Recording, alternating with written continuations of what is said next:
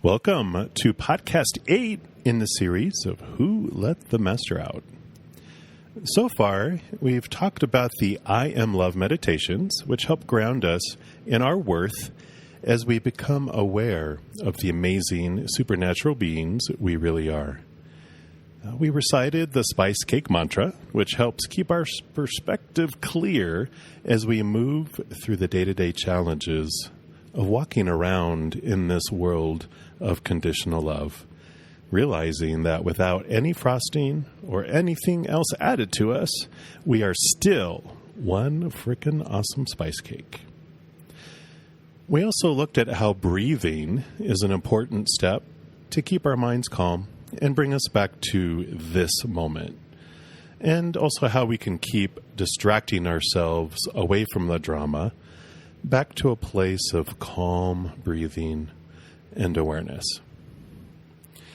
The next thing that we can do in the adventure of letting our master out is to connect to our source, our creator, our God, whatever name you might have for him or her or it. We can also commune with those who are on the other side back home, whether they be people who have lived with us here and passed back over, or those we might call, like our angels, our guardians, our guides, or our soul tribes. It's important because every character we interact with here on Earth is a character of conditional love to some degree. So in order to let our inner master out, we find ways to see the difference between our higher being of unconditional love and the fear ego of conditional love, who are both driving together in this vehicle we call the human body.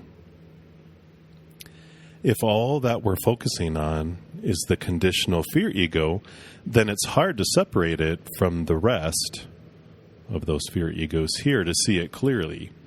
So it's like trying to take one drop from an ocean to look at it while you're submerged in the ocean. But if we move to the surface of the water, where the water hits the air, then we can take the drop into a place where we can evaluate it separately as it's sitting next to air. That contrast, the dark next to the light. It's how we awaken. To connect to the light, we reach out to beings back home.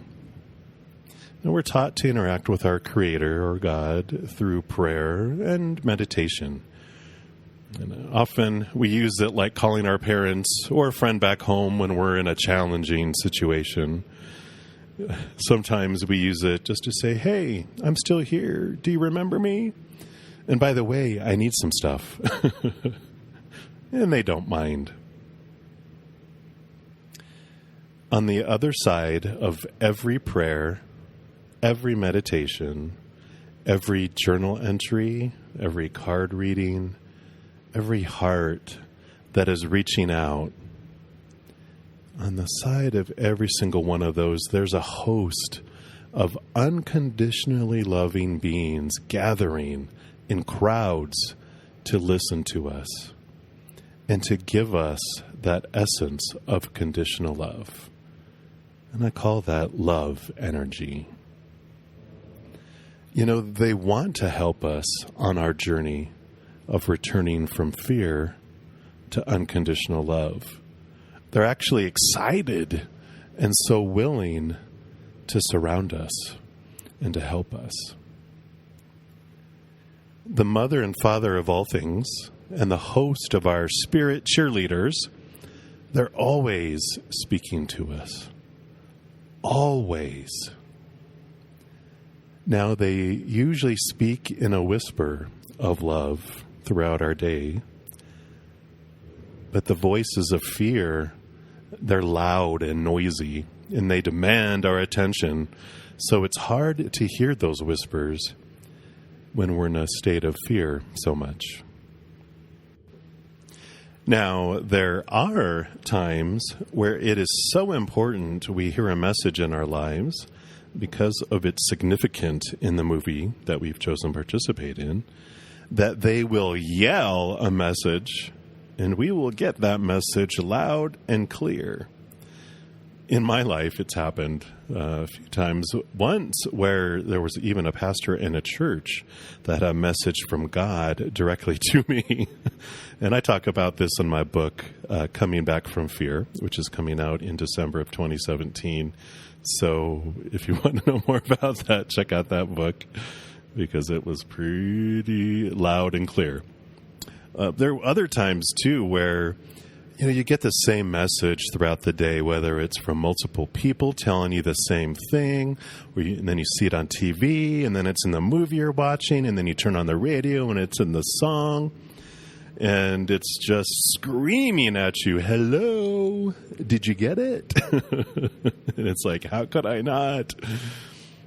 I used to call it a God smack, but I realized it was just the wake-up calls ringing in that I've asked for to happen at that specific moment in time. Nothing ever happens to us that we did not ask for it to happen. And listen to that. Nothing ever happens that we did not ask to happen to us. We may not remember it, but I can guarantee you that they will provide the signed purchase order showing us that we requested this smack or this wake-up call. Think about it this way. If you're asleep, having deep dreams, and you told someone to wake you up at a certain time because you needed to be aware and awake, what would a friend do to fulfill that promise to you? If we're being stubborn and not waking up, they might have to end up shaking us violently or resort to slapping our faces or throwing a cold bucket of water on us. And as we wake up, we might be startled and a little pissed off. But as the reality sets in, we thank our friend once we remember our request. So reach out to your Creator. Reach out to those who have passed or your angels on the other side. They all want to help ground us back into the knowledge that we are indeed unconditionally loved. Next episode, we'll take a crash course in coming back from fear. Until then, break the cycle. Be free. Be big, because we're giants in a world of giants who have been taught that we're weak and small. It's time to rise. It's time to let your master out.